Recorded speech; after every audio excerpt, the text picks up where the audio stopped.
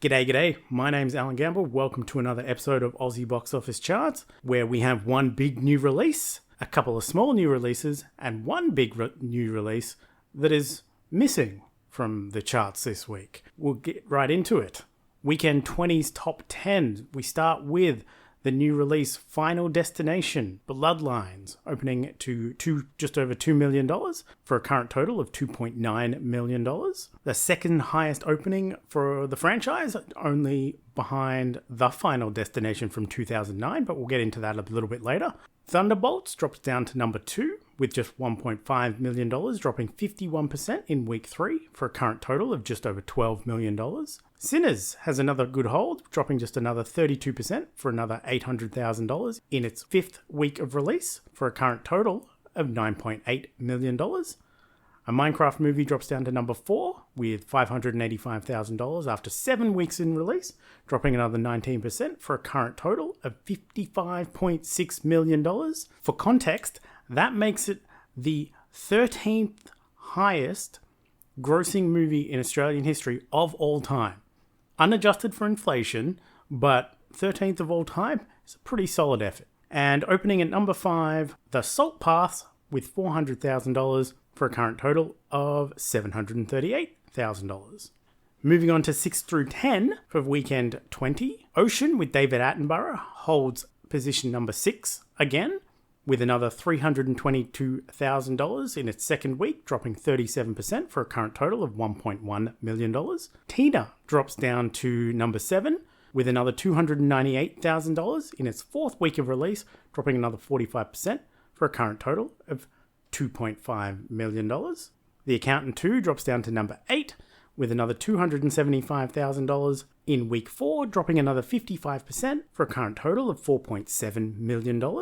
Unko Sweater, The Woolen Sweater, opens in number 9, a Nepali movie from Nepal, obviously, set in the eastern hills of Panchata. A new little indie movie that brings in just over $200,000.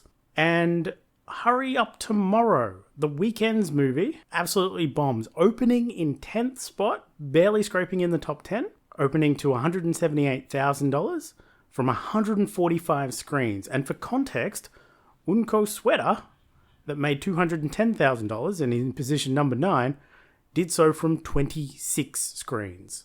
So you can see there, not a great news for Hurry Up Tomorrow. I was going to go catch that, but then I saw the overwhelmingly negative response and I decided to skip it and just watch a movie that you may have noticed was missing from the top 10, but did release last weekend, Mission Impossible: The Final Reckoning. Where is it? Well, no one knows. There is no box office reporting data for Mission Impossible: The Final Reckoning, even though it opened on Saturday and it was in wide release. You could go to any cinema in Australia and practically catch Mission Impossible: The Final Reckoning. It is in wide release, it is fully available. The Saturday was its official release date, not early screenings, not previews. Its wide release date was Saturday. But no one is reporting any data, which means maybe the studio's holding that number and going to use them as previews so it has a big smash box office opening weekend. Not sure. We'll find out next week, but yeah, very, very disappointing because my cinema was quite full when I went and saw it on Saturday. It was about 70% full. Granted, it was in a smaller screen, but yeah, no Mission Impossible: The Final Reckoning reporting data. Having a quick look at the Final Destination franchise, we can see it is a remarkably consistent franchise. I couldn't find any opening weekend numbers for Final Destination from 2000. 2000 is when it starts to get really spotty from historical data. Final Destination 2 in 2003 opened to $927,000. Final Destination 3, 3 years later in 2006, opened to $993,000. The Final Destination in 2009 opened to just over $2 million because I guess a lot of people assumed it was the Final Destination, but it has not been the Final Destination anymore. Final Destination 5 in 2011 opened to just over $1 million, and Final Destination Bloodlines right now opened to just over $2 million. So it seems historically they either open to $1 million or $2 million. Now, if we adjust those for inflation, it kind of looks the same. So, For Final Destination 2 and 3, it's still around $1.6 million. The Final Destination jumps up to $3 million.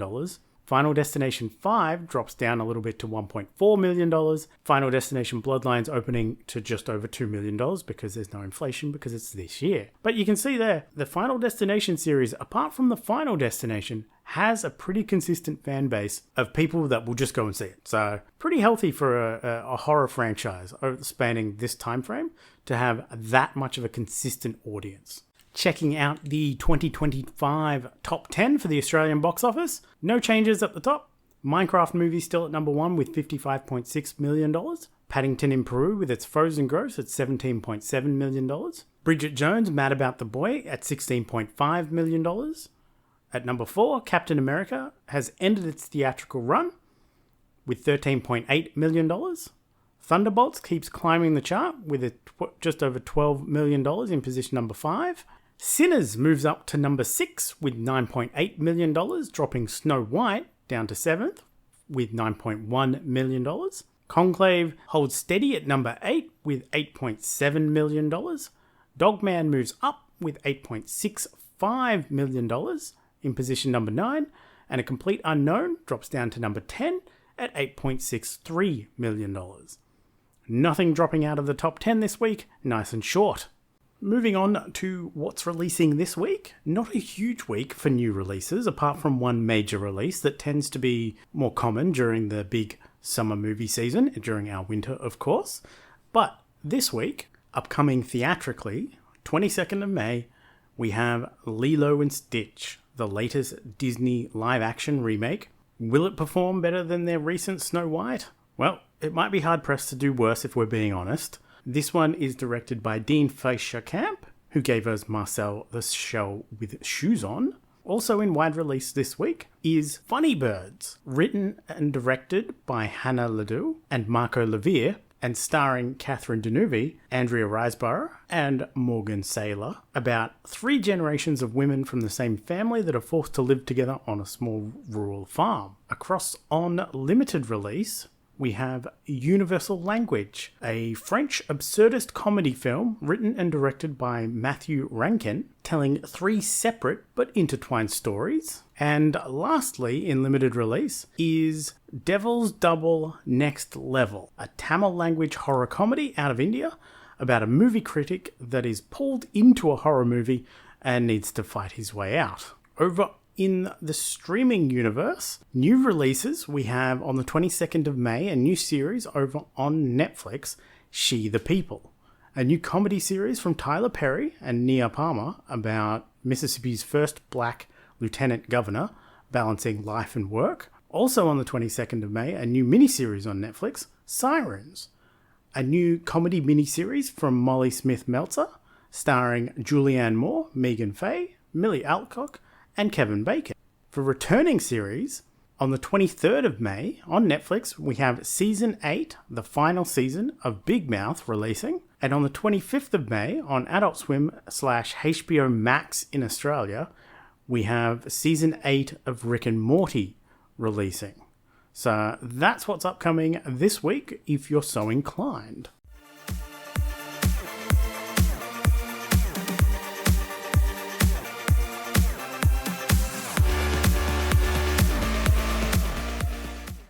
For this week's challenge of organised crime, I ended up with 5 titles, so let's get into it. First up was Rogue One, a Star Wars story from 2016, directed by Gareth Edwards, starring Felicity Jones, Diego Luna, Adeline Tudyk, and Donnie Yen. For challenge eligibility, the Rebels are an organised crime group, according to the Empire. A rewatch to close out my Star Wars between prequel and original series watch that went from Clone Wars to Bad Batch to Rebels and Andor Season 1 and 2 into Rogue One. A great journey to have finally seen all those other stories, a great ending for Andor, and probably some of the best Star Wars content ever produced, up there with the original series from back in the day. Next up was another rewatch in Mission Impossible Dead Reckoning Part 1. From 2023, directed by Christopher McQuarrie and starring Tom Cruise, Hayley Atwell and Simon Pegg, along with all of the other Mission Impossible cast.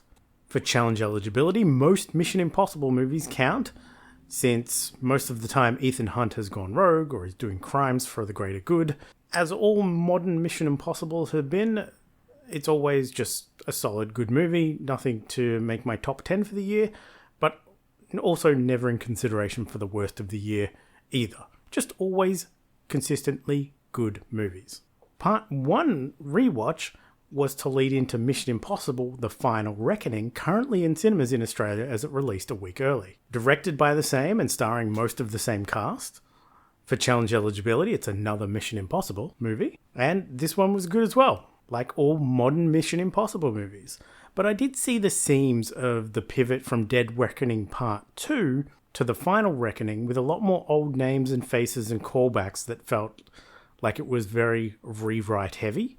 But it was still solid. Next was Hell or High Water from 2016, directed by David Mackenzie and written by Taylor Sheridan, starring Jeff Bridges, Chris Pine, and Ben Foster. For challenge eligibility, it's about a pair of brothers who plan a number of bank robberies.